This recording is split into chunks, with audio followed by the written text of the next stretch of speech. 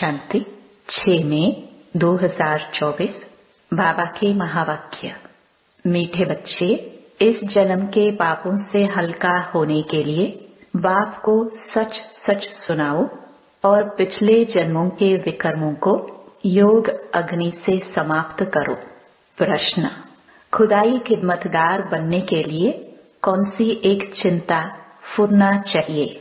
उत्तर: हमें याद की यात्रा में रहकर पावन जरूर बनना है। पावन बनने का फुरना चाहिए, यही मुख्य सब्जेक्ट है। जो बच्चे पावन बनते हैं वही बाप के खिदमतगार बन सकते। बाप अकेला क्या करेगा? इसलिए बच्चों को श्रीमत पर अपने ही योग बल से विश्व को पावन बनाकर पावन राजधानी बनानी है। पहले स्वयं को पावन बनाना है। ओम शांति। यह तो जरूर बच्चे समझते हैं। हम बाबा के पास जाते हैं रिफ्रेश होने के लिए। वहाँ सेंटर्स पर जब जाते हैं तो ऐसे नहीं समझ सकते। तुम बच्चों की बुद्धि में है बाबा मधुबन में है। बाप की मुरली चलती ही है बच्चों के लिए। बच्चे समझेंगे हम जाते हैं मधुबन में मुरली सुनने। मुरली अक्षर श्री कृष्ण के लिए समझ लिया है। मुरली का अर्थ कोई और नहीं है।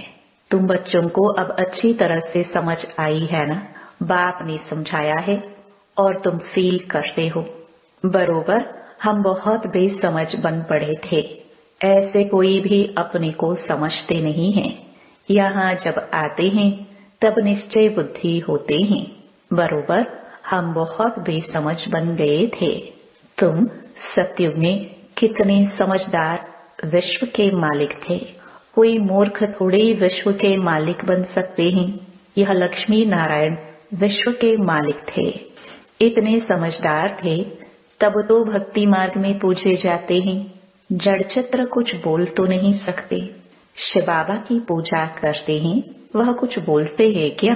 शिव बाबा एक ही बार आकर बोलते हैं। पूजा करने वालों को भी पता नहीं है कि यह ज्ञान सुनाने वाला बाप है। श्री कृष्ण के लिए समझते हैं उसने मुरली बजाई।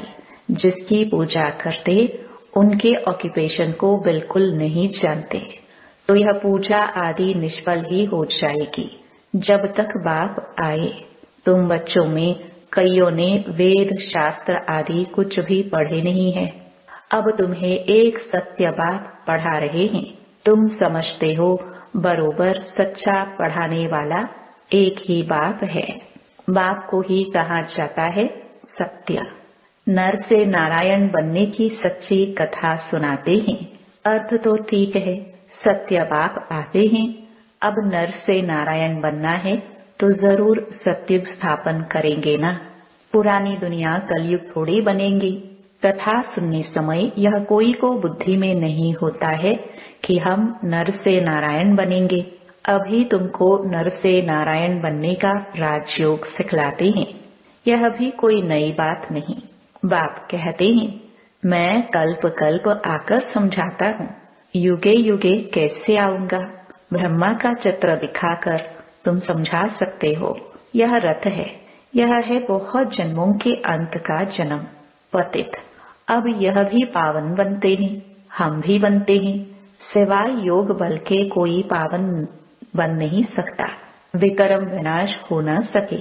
पानी में स्नान करने से कोई पावन नहीं बनते। यह है योग अग्नि। पानी होता है आग को बुझाने वाला। आग होती है जलाने वाली। तो पानी कोई आग तो नहीं है जिससे विकर्म विनाश हो। सबसे ज्यादा गुरु आदि इसने की है। शास्त्र भी बहुत पढ़े। इस जन्म में जैसे पंडित था, लेकिन उससे फायदा तो कुछ भी नहीं हुआ। पुण्य आत्मा तो बनते ही नहीं, पाप ही करते आए। बाप ने समझाया है जो अपने को बच्चे समझते हैं तो इस जन्म में जो पाप आदि किए हैं, जबकि सम्मुख बाप आया है तो पाप कर्म बता देना चाहिए तो हल्का हो जाएगा। इस जन्म में हल्के हो जाएंगे। फिर पुरुषार्थ करना है। जन्म जन्मांतर के पाप कर्म का बोझा जो सिर पर है उसे उतारना है। बाप योग की बात समझाते हैं। योग से ही विकर्म विनाश होंगे। यह बातें तुम अभी सुनते हो। सतयुग में यह बातें कोई सुना ना सके। यह सारा ड्रामा बना हुआ है। सेकंड बाय सेकंड यह सारा ड्रामा फिरता रहता है। एक सेकंड न मिले दूसरे से। सेकंड बाय सेकंड आयु भी कम होती जाती है। अभी तुम आयु को कम होने से ब्रेक देते हो और योग से आयु को बढ़ाते हो। अब तुम बच्चों को अपनी आयु को बड़ा बनाना है योग बल से। योग के लिए बाबा बहुत जोर देते हैं, परंतु कई समझते नहीं। कहते हैं बाबा हम भूल जाते हैं। तब बाबा कहते हैं योग कोई और बात नहीं, यह है याद की यात्रा। बाप को याद करते करते पाप कटते जाएंगे। अंतमति सोगति हो जाएगी। इस पर एक मिसाल भी देते हैं। कोई ने किसको कहा तुम भैंस हो, तो बस वह समझने लगा मैं तो भैंस हूँ। बोला इस दरवाजे से निकलो, तो बोला मैं भैंस हूँ। कैसे निकलूं? सचमुच जैसे भैंस बन गया। यह एक मिसाल बैठ बनाया है, बाकी कोई ऐसा है नहीं। यह कोई यथार्थ मिसाल नहीं है। हमेशा रियल बात पर मिसाल दिया जाता है। इस समय बाप तुमको जो समझाते हैं उनके फिर भक्ति मार्ग में त्योहार मनाए जाते हैं। कितने मेले मलाखड़े आदि होते हैं। बाकी इस समय जो कुछ होता है उनके त्योहार बन जाते हैं। तुम यहाँ कितने स्वच्छ बनते हो। मेले मलाखड़े में तो कितने मैले होते हैं। शरीर को मिट्टी मलते हैं, समझते हैं पाप मिट जाएंगे। बाबा का खुद यह सब किया हुआ है। नासिक में पानी बहुत गंदा होता है, वहां जाकर मिट्टी मलते हैं, समझते हैं पाप नाश हो जाएंगे। फिर उस मिट्टी को साफ करने के लिए पानी ले आते हैं। विलायत में कोई बड़े महाराजा आदि जाते थे तो गंगा जल का मटका साथ ले जाते थे। फिर स्टीमर में वही पानी पीते थे। आगे एरोप्लेन मोटर आदि थे नहीं। 100-150 वर्ष में क्या क्या बन गया है। सतयुग आदि में यह साइंस आदि काम में आती है। वहां तो महल आदि बनाने करने में देरी नहीं लगती। अभी तुम्हारी बुद्धि पारस बुद्धि बनती है तो सब काम सहज कर लेती है। जैसे यहाँ मिट्टी की ईंटें बनती है, वहाँ सोने की होती हैं। इस पर माया मच्छंदर का खेल भी दिखाते हैं। यह तो उन्होंने नाटक बैठ बनाए हैं दिखाने के लिए। बरोबर स्वर्ग में सोने की ईंटें हैं। उसको कहा ही जाता है गोल्डन एज, इसको कहा जाता है आयरन एज। स्वर्ग को तो सभी याद करते हैं, चित्र भी उन्हों के कायम हैं। कहते भी हैं आदि सनातन धर्म, फिर हिंदू धर्म कह देते हैं। देवता के बदले हिंदू कह देते हैं, क्योंकि विकारी हैं तो देवता कैसे कहे। तुम कहाँ भी जाते हो तो यह समझाते हो, क्योंकि तुम हो मैसेंजर पैगंबर। बाप का परिचय हर एक को देना है। कोई झट समझेंगे कि बरोबर तुम ठीक कहते हो, दो बाप बरोबर है। कोई कह देंगे परमात्मा तो सर्वव्यापी है। तुम समझते हो एक से हद का वर्षा मिलता है, पारलौकिक बाप से बेहद का वर्षा मिलता है 21 जन्मों के लिए। यह ज्ञान भी अभी है, वहाँ यह ज्ञान नहीं रहता। संगम पर ही वर्षा मिलता है, जो फिर 21 पीढ़ी जन्म बाय जन्म तुम राज्य करते हो। तुम सारे विश्व के मालिक बनते हो। यह तुमको अभी मालूम पड़ा है। जो पक्के निश्चय बुद्धि हैं, उनको कोई संशय उठाने की बात ही नहीं। बेहद के बाप से बेहद का वर्षा मिलता है। शिव बाबा आएंगे तो जरूर कुछ वर्षा देते होंगे। इसलिए बाबा कहते हैं यह बाज बहुत अच्छा है, इसे सदा लगा कर रखना है। घर घर में मैसेज देना है, फिर कोई माने या ना माने। विनाश आएगा तो समझेंगे भगवान आया हुआ है। फिर जिन्हों को तुमने मैसेज दिया होगा वो याद करेंगे कि यह सफेद पोश वाले फरिश्ते कौन थे। सूक्ष्म वतन में भी तुम फरिश्ते देखते हो ना। तुम जानते हो मम्मा बाबा योग बल से ऐसा फरिश्ता बनते हैं तो हम भी बनेंगे। यह सब बातें बाप इसमें प्रवेश कर तुमको समझाते हैं, डायरेक्ट नॉलेज देते हैं। जो बाबा में नॉलेज है वह तुम बच्चों में भी है। जब ऊपर में जाते हो तो नॉलेज का पाठ भी पूरा हो जाता है।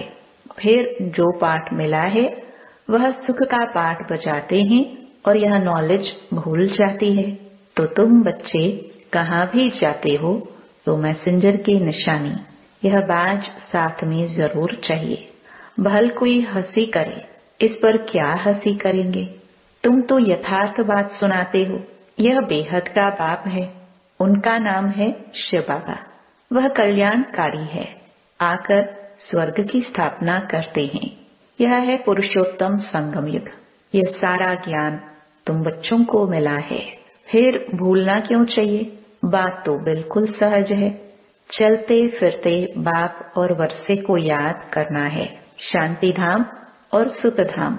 तुम बच्चे यहाँ आते हो, मुरली सुनकर जाते हो, फिर सुनानी भी चाहिए। ऐसे नहीं सिर्फ एक ही ब्राह्मणी मुरली चलाए। ब्राह्मणी को आप समान बनाकर तैयार करना चाहिए, तब बहुतों का कल्याण कर सकेंगे। अगर एक ब्राह्मणी कहाँ चली जाती है तो दूसरी क्यों नहीं सेंटर चला सकती। क्या धारणा नहीं की है। स्टूडेंट को पढ़ने और पढ़ाने का शौक चाहिए। मुरली तो बहुत सहज है, कोई भी धारण कर क्लास करा सकते हैं। यहाँ तो बाप बैठे हैं, बाप बच्चों को कहते हैं कोई भी बात में संशय नहीं होना चाहिए। एक बाप ही है जो सब कुछ जानते हैं, एक ही एम ऑब्जेक्ट है। इसमें कोई प्रश्न आदि पूछने का भी नहीं रहता। सुबह को भी बैठ बच्चों को याद की यात्रा में मदद करता हूँ। सारे बेहद के बच्चे याद करते हैं। तुम सब बच्चों को इस याद की मदद से सारे विश्व को पावन बनाना है। इसमें ही तुम अंगुली देते हो। पवित्र तो सारी दुनिया को बनाना है ना, तो बाप सभी बच्चों पर नजर रखते हैं ना। सब शांति धाम में चले जाए, सबका अटेंशन खिंचवाते हैं। बाप तो बेहद में ही बैठेंगे। मैं आया हूँ सारी दुनिया को पावन बनाने, सारी दुनिया को करंट दे रहा हूँ तो पवित्र हो जाए। जिनका पूरा योग बल होगा वह समझेंगे बाबा अभी बैठकर याद की यात्रा सिखला रहे हैं, जिससे विश्व में शांति होती है। बच्चे भी याद में रहते हैं तो मदद मिलती है। मददगार बच्चे भी चाहिए ना। खुदाई खिदमतगार निश्चय बुद्धि ही याद करेंगे। तुम्हारी पहली सब्जेक्ट है ही पावन बनने की। गोया तुम बच्चे निमित्त बनते हो बाप के साथ। बाप को बुलाते ही हैं, हे पतित पावन आओ। अब वह अकेला क्या करेगा, खिदमतगार चाहिए ना। तुम जानते हो हम विश्व को पवित्र बनाकर फिर सारे विश्व पर राज्य करेंगे। बुद्धि में जब ऐसा निश्चय होगा तब नशा चढ़ेगा। तुम बच्चे जानते हो हम बाप की श्रीमत से अपने योग बल से अपने लिए राजधानी स्थापन कर रहे हैं। यह नशा चढ़ना चाहिए। यह है रूहानी बात। बच्चे समझते हैं हर कल्प बाबा इस रूहानी बल से हमको विश्व का मालिक बनाते हैं। यह भी समझते हो कि शिव बाबा आकर स्वर्ग की स्थापना करते हैं। अभी सिर पर इस याद की यात्रा का ही फुरना है, पुरुषार्थ करना है। धंधा आदि करते भी याद की यात्रा रहे।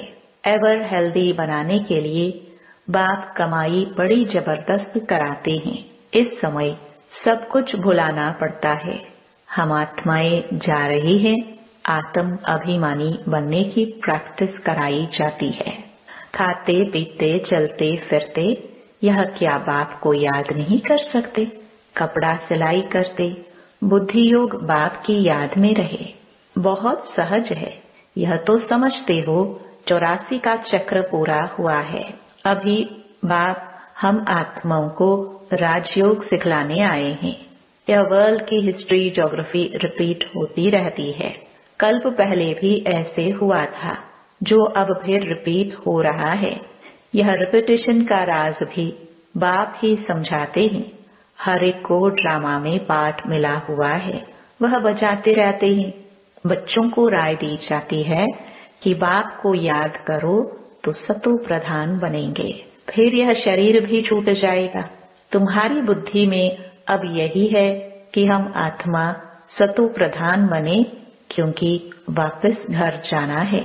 सत्युग में ऐसे नहीं कहेंगे, वहां तो कहेंगे एक पुराना शरीर छोड़ दूसरा लेना है। वहां तो दुख की बात नहीं, यहाँ यह दुखधाम है। पुराने शरीर हैं तो समझते हैं इनको छोड़ अब वापस अपने घर जाए। बाप को निरंतर याद करते हैं।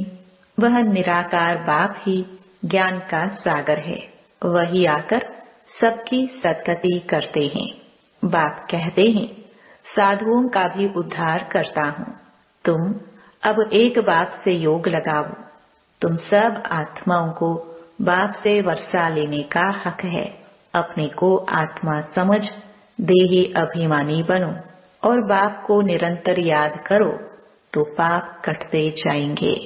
अच्छा, मीठे मीठे सिखिलदे बच्चों प्रति माता पिता बाप दादा का याद प्यार और गुड मॉर्निंग। रूहानी बाप के रूहानी बच्चों को नमस्ते। धारणा के लिए मुख्य सार। पहला, मुरली सुनकर फिर सुनानी है। पढ़ने के साथ साथ पढ़ाना भी है। कल्याणकारी बनना है। बैज मैसेंजर की निशानी है, यह सदा लगाकर रखना है। दूसरा, विश्व में शांति स्थापन करने के लिए याद की यात्रा में रहना है। जैसे बाप की नजर बेहद में रहती है, सारी दुनिया को पावन बनाने के लिए करंट देते हैं, ऐसे फॉलो फादर कर मददगार बनना है। वरदान, कर्म और योग के बैलेंस द्वारा कर्मातीत स्थिति का अनुभव करने वाले कर्म बंधन मुक्त भव। कर्म के साथ साथ योग का बैलेंस हो तो हर कर्म में स्वतः सफलता प्राप्त होती है। कर्म योगी आत्मा कभी कर्म के बंधन में नहीं फंसती। कर्म के बंधन से मुक्त को ही कर्मातीत कहते हैं। कर्मातीत का अर्थ यह नहीं है कि कर्म से अतीत हो जाओ। कर्म से न्यारे नहीं, कर्म के बंधन में फंसने से न्यारे बनो। ऐसी कर्मयोगी आत्मा अपने कर्म से अनेकों का कर्म श्रेष्ठ बनाने वाली होगी। उसके लिए हर कार्य मनोरंजन लगेगा, मुश्किल का अनुभव नहीं होगा। स्लोगन, परमात्म प्यार ही समय की घंटी है जो अमृत वेले उठा देती है। ओम शांति।